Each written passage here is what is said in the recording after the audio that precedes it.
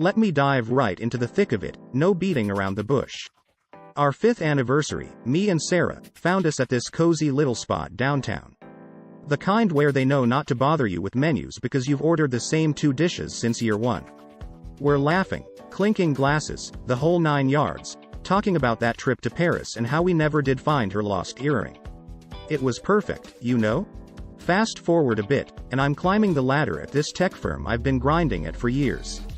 They finally notice me, and bam, promotion lands in my lap. More cash, sure, but also more hours. Sarah's all smiles and champagne at home, but there's this look, like she's bracing for something. I tell her it's all part of the plan, our future's looking bright. Enter Eva, this company gala, right? Swanky as they come. I'm there, trying not to feel out of place in my rented tux, and there she is. Eva, something about her just pulls you in. We end up sharing a dance. The room kind of faded away, and it was just the 2 of us under those dim lights. Felt like something out of a movie. So, this harmless thing starts up between us. Just lunches at first, in this little cafe tucked away from the prying eyes of the world. Eva's intriguing, full of stories that make my office cubicle life seem a world away. I tell myself it's just to break up the monotony of the day-to-day. No harm, no foul, right? Her birthday comes up, and I find myself buying this bracelet. Not just any bracelet, mind you, but the kind that makes your wallet weep. We meet up in this private park, away from it all, and her face when she sees it. I hadn't felt that kind of rush in years. But then, Sarah finds the receipt. Innocently doing the laundry, and there it is, just peeking out of my jacket. I brush it off, saying it was for a team member who went above and beyond. She nods, but there's this flicker in her eyes. Doubt, maybe? I hated that flicker. The first real lie came easy. Too easy. Working late, I said, heading to Eva's place instead. Her apartment's got this view, man, like you're floating above the city. We spent the evening talking, laughing, and yeah, more than that. Just a fling, I convince myself. Nothing more. Each word, each action, it's like I'm watching myself from the outside, knowing I'm heading down a path I can't return from. But there's this thrill, this intoxication with the now that makes you forget about the price you'll pay tomorrow. And oh, how I'd pay. You ever get that feeling like you're sprinting down a path, heart racing, and you kinda wanna stop but can't? That's where I was, stuck in this whirlwind with Eva, while home with Sarah felt like I was watching some old movie of my life. Sarah had started noticing, of course she did. We're sitting there, dinner on the table, and she's trying to reach me, saying she feels like I'm miles away. I brush it off, tell her work's just been a beast. But those eyes of hers, they're not buying what I'm selling. I change the subject, talk about anything else. It felt like dodging bullets in slow motion. Then there's this weekend with Eva. We hit up this coastal resort, all luxury and no limits. It's like we're in our little world, where consequences don't exist. And damn, did I dive in headfirst. By the end of it, I'm convinced this thrill, this high, it's what I've been missing. Sarah's stability, our shared dreams, they start feeling like chains. Back home, the reckoning's waiting for me. Sarah's got this photo. Me and Eva, laughing like fools, and the look on Sarah's face, it's like I've punched her soul. She asks straight up what's going on. And there I am, caught in the headlights, spilling everything but trying to dress it up like I'm just confused, lost. She's standing there in our kitchen, the heart of our home, and lays it out, her or Eva. Her voice doesn't even shake, but I can see the storm in her eyes. It's this moment, right? A crossroads. And I, like the idiot I am, choose the storm. I tell her I'm sorry, that I need this excitement. God, even saying it felt hollow. Packing my bags was like moving through someone else's life. Each shirt, each photo I didn't pack, a memory of us I was leaving behind. I was chasing a high, and I knew it, but I couldn't stop. Walking out that door, Sarah's face was the last piece of home I saw, and it was breaking. Moving in with Eva, the city spread out like a promise below us. But promises, man, they're tricky. The buzz fades, and what you're left with is the silence of the morning after. Eva's place, once an escape, starts feeling more like a gilded cage. The thrill? Gone. Leaving behind this question of what the hell I was chasing in the first place. So here I am, right? Living the dream, if the dream was to wake up feeling like you're in the wrong life. Every morning, the city's lights mock me a bit, reminding me of what I gave up for. What? A thrill that didn't last. And Sarah, she's out there, moving on, while I'm just starting to realize that maybe, just maybe, I've made the biggest mistake of my life. The night I saw Eva flirting with another dude at the bar, it was like a slap in the face with reality. There she was, all laughs and touches, and me? Just a spectator to my own screw-up. It hit me hard, the realization that her loyalty was as thin as the excitement I'd chased after. I left the bar alone, the echo of their laughter a stark reminder of what I'd given up. Tried calling Sarah the next day.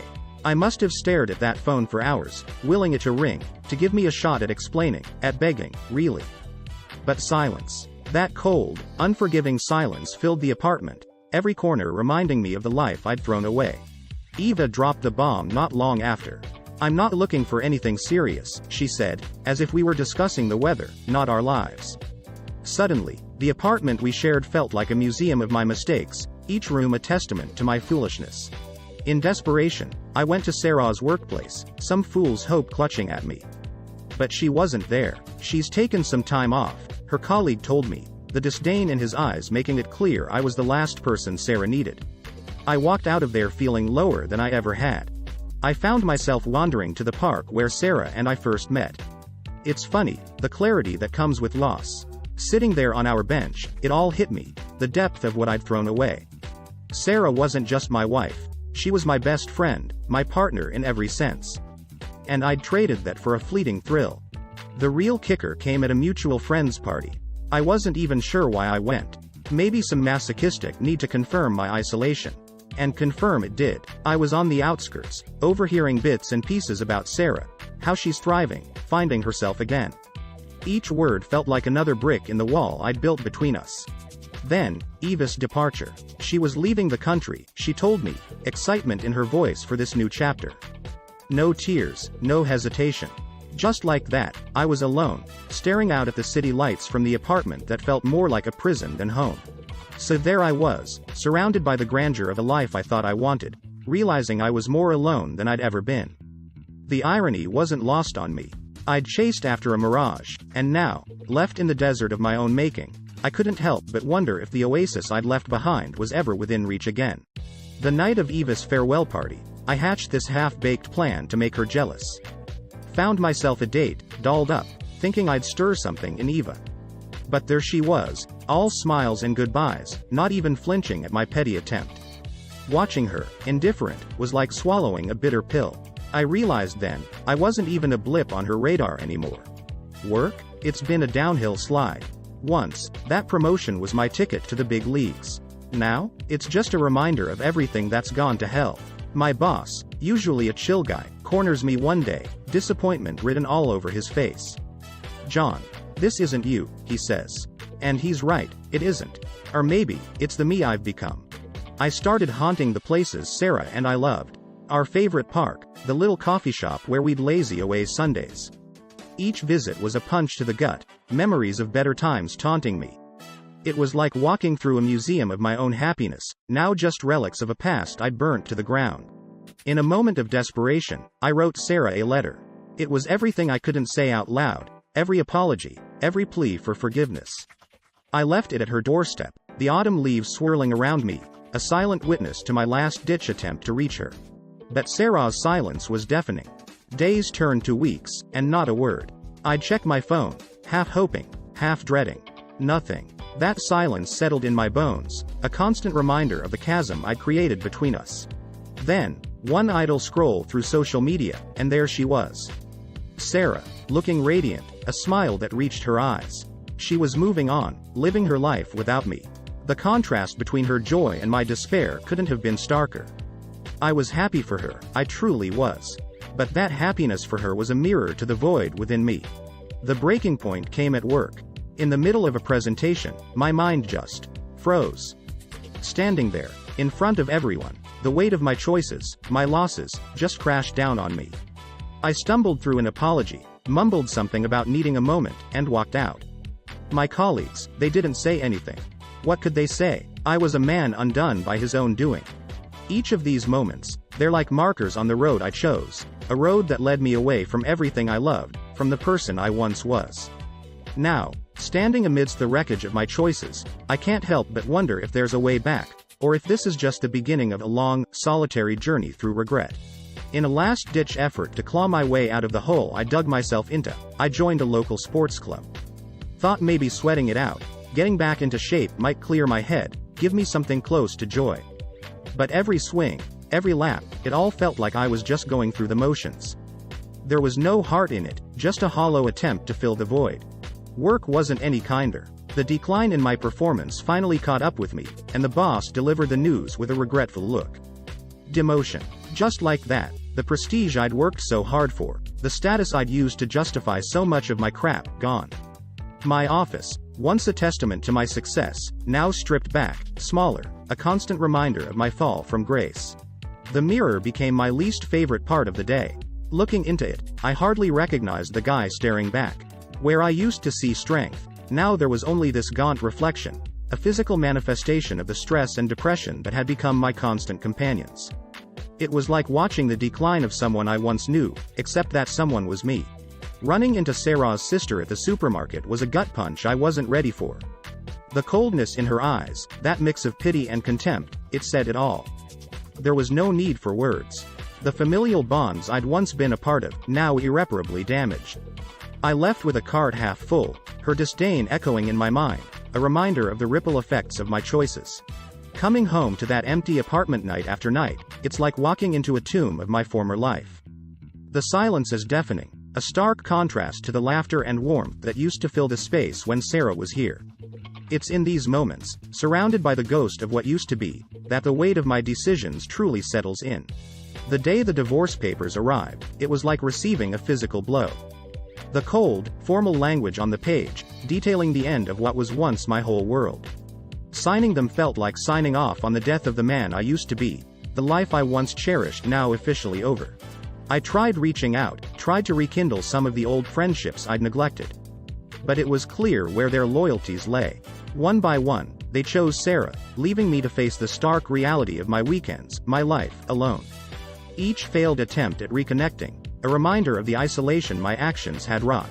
Through it all, the hardest part hasn't been the loss of status, the physical toll, or even the cold shoulders from those I once considered family. It's been coming to terms with the fact that in my pursuit of something I thought I wanted, I lost everything that truly mattered. And as I sit in the silence of my apartment, the finality of the divorce papers in front of me, I'm left to wonder if the man staring back at me in the mirror can ever find redemption, or if he's destined to navigate this self-made purgatory alone. Ever notice how quick folks are to drop you when you're no longer the life of the party? That's what hit me first, the silence. Invites dried up faster than a spilled drink on a hot day. My social status, once buoyed by being one half of the happy couple, tanked. I'd become the subject of whispers and sideways glances. The guy who messed up his marriage. The fall from grace wasn't graceful, it was a nosedive. During those long, lonely nights, I'd replay my time with Eva. It dawned on me, the cold, hard truth, she'd played me like a cheap violin. Her affection was like a tap, flowing when it suited her, dry the moment I was all in. It stung, realizing I was just a pawn in her game, a temporary fix to her boredom. Figuring I needed to do something, anything to claw my way out of this pit, I joined a therapy group. Picture this. A circle of strangers, all nursing their own heartaches. I thought I'd find some solace there, maybe even a bit of redemption. But when it came my turn to share, words deserted me. The guilt, the regret, it choked me silent. Then, this one day, I bumped into a guy. Just a random encounter at a coffee shop. He's rambling about his own mess up, his own lost love. For a fleeting moment, there was this connection, two souls adrift in the sea of regret. But even as he spoke, I couldn't shake the feeling that for me, there might not be a lighthouse in the distance. The lowest point? Had to be sitting alone in that restaurant where Sarah and I celebrated every anniversary. Our table, our spot, it was like a museum exhibit of happier times. I half expected to see a plaque. Here sat love, once vibrant, now extinct. The pain wasn't just emotional, it was physical, a tightness in my chest, a lump in my throat. One afternoon, I saw Sarah. Just a glimpse, across a busy street. Her laughter reached me, a sound I realized I'd forgotten. She was radiant, alive. And me? I was a ghost, haunting the ruins of my past. That moment, Seeing her so full of life, it was both beautiful and excruciating. I started writing letters to Sarah. Pages filled with apologies, confessions, pleas for forgiveness. Each letter ended the same way, sealed, stamped, but never sent. They piled up, a paper monument to my cowardice, my remorse. Reflecting on these events, I couldn't help but feel like I was circling the drain, each day blending into the next, a monochrome of regret. My attempts at redemption, at finding a sliver of peace, felt futile. The realization of my mistake, the magnitude of the pain I caused, it was overwhelming. I was living in the shadow of choices I couldn't unmake, words I couldn't unsay, and a love I couldn't undo. Starting over is a joke when every step forward feels like you're just sinking deeper into quicksand. That's where I found myself, trying to claw my way out of isolation, but every effort just pulled me further down. The city bustled around me, lives moving forward in a blur while I stood frozen in time, a ghost among the living. It hit me hard one day, that a whole year had spun by since Sarah and I split. The seasons changed, but I was stuck, trapped in a loop of what-ifs and if-onlys. Time, that relentless march, didn't care for the stagnation of a broken heart. Facing the truth was like swallowing glass. Our relationship, what I destroyed with Sarah, it was beyond repair. The dreams of fixing things, of finding our way back to each other, were just that, dreams. The damage wasn't just done, it was irrevocable, a chasm too wide to bridge. There's this moment of reckoning, you know, when you're forced to stare down the person you've become. Mine came in the stark light of my bathroom, the mirror reflecting back a man I barely recognized. It was there, in that reflection, that the truth cut through the lies I'd been telling myself. I was the maker of my own misery, the author of my downfall. My apartment, once a home filled with love and laughter, now felt like a cell, the decor mocking reminders of a past life. Signing those divorce papers was like signing away a piece of my soul. Each stroke of the pen felt heavy, final. There in the silence of my apartment, with nothing but the echo of my own breath for company, I faced the end of a chapter, the closing of a book I'd thought would have a different ending. Trying to rebuild seemed like the logical next step. I polished up my resume, hit the job boards, went on interviews. But everywhere I went, the shadow of my past loomed, a dark cloud over every new beginning. It was as if my failures had become my shadow, impossible to shake. Walking through the city at night, the loneliness was a tangible thing, a cloak wrapped tight around me. My choices, my mistakes, had alienated me from those I cared about, leaving me to navigate the streets alone. The laughter and warmth of friendships lost whispered on the wind, a cruel reminder of what could have been. Standing on that bridge, looking out over the city, the cold wind bit at my cheeks, a physical manifestation of the internal chill. Below, the city lights sparkled, a million lives moving forward, while I was anchored in place by the weight of my regrets. It was there, in that moment, that the full realization of my situation settled in. There was no redemption for me, no second chances. The life I once had, the love I'd squandered, it was all beyond reach now. My choices had led me here, to this precipice of despair, and as I looked out over the water, I knew there was no going back. The finality of it all was a bitter pill, leaving me lost in a sea of regret, a man unmoored from the life he once